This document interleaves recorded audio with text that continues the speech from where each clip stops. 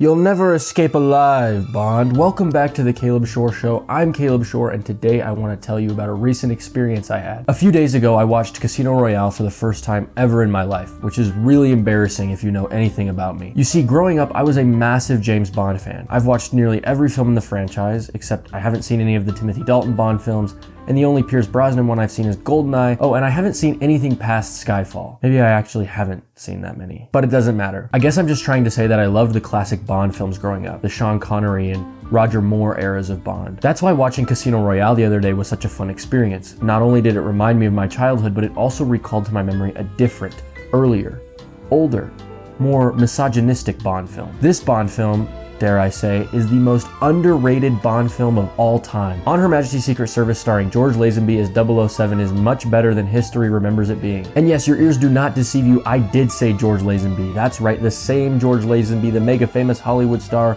who's known for his all-time classic roles in movies like Kentucky Fried Movie. Jokes aside, I actually think Lazenby does a decent job as 007, and I like how he portrays a more emotionally complex Bond, similar to the one portrayed by Daniel Craig in Casino Royale. Even though his Bond has more to him, I think the most obvious reason why On Her Majesty's Secret Service is underrated is because it's George Lazenby's only appearance as Bond. I mean, what did you expect? His name's George Lazenby, not George Hardworkin' B, or George, I'm gonna make 5 more Bond films, B. I probably should hire somebody else to write jokes for these videos. The truth is, whether you like it or not, and I certainly don't love it, Lazenby isn't an iconic Bond, and he had the misfortune of trying to follow in the footsteps of Connery. That's why I think Lazenby's performance in On Her Majesty's Secret Service is largely overlooked when you compare him to other Bonds. So today it's my mission to show and convince you that On Her Majesty's Secret Service is worth the watch, and that it could just very well be a new favorite Bond film of yours if you give it a chance. Before I talk about some of the specific quirks and fun things that make it special, let's evaluate On Her Majesty's Secret Service according to a very specific, totally objective list of Bond film criteria. The following 5 criteria I will discuss determine whether a Bond film is good or shite, as the British say. Examples of good include The Spy Who Loved Me, From Russia With Love, Skyfall, and Casino Royale. Examples of bad are Moonraker. The first of our rating criteria concerns itself with the opening song. Put simply,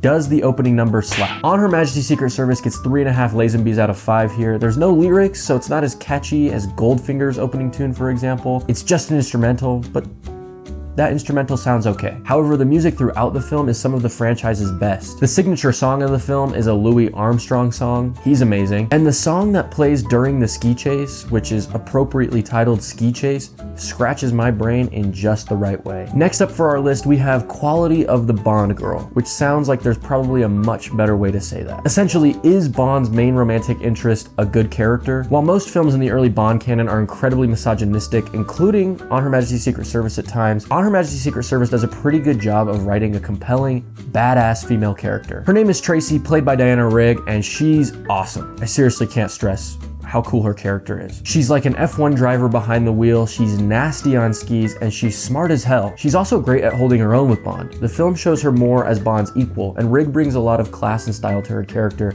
that isn't always found in other Bond films. For these reasons and more, On Her Majesty's Secret Service gets 5 Diana Riggs out of 5. She might just be the best Bond girl of all time. Argue with a wall. Our third rating criteria is location. On Her Majesty's Secret Service gets 3 Switzerlands out of 5 here. Any guesses to where most of the movie takes place? Our fourth criteria, which is maybe the most important, looks at the quality of a Bond film's action scenes. On Her Majesty's Secret Service absolutely crushes it here in my opinion. It gets 4 beans on toast out of 5 beans on toast. I mean, it's just got everything you want when it comes to action. It's got chase scenes. There's a car chase, a ski chase, a bobsled chase even. I mean, come on! They thought of everything. The way these chase scenes and fight scenes are edited is very different from earlier films in the Bond franchise. There's more risk-taking in the editing when it comes to action, and I think it helps breathe new life into familiar Bond tropes. Lastly, our final criteria is, does the film have a good villain? Blofeld is the villain in this one, so it doesn't get much better than that, but it's unique in the Bond franchise because it's one of the few films that shows Blofeld's face, which I don't love. So as the kids say, On Her Majesty's Secret Service loses some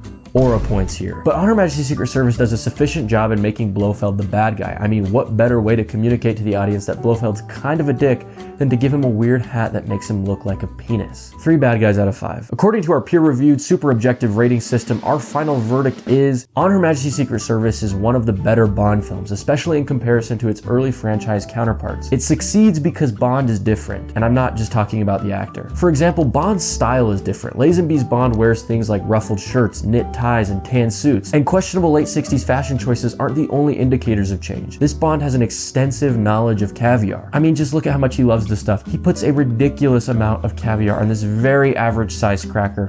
Oh, and then he proceeds to deliver the best line of the film.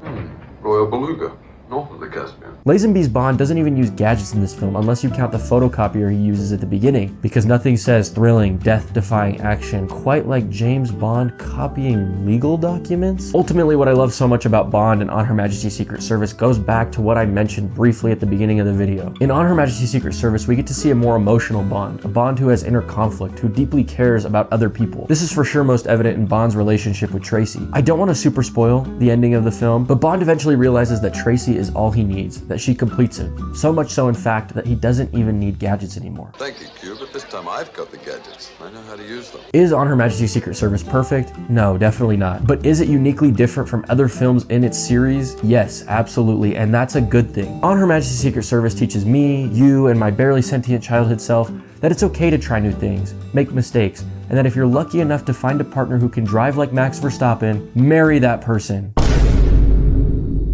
Okay, so it's been almost 2 months since I started making this video. Remember when I said I was going to do weekly uploads for the whole year?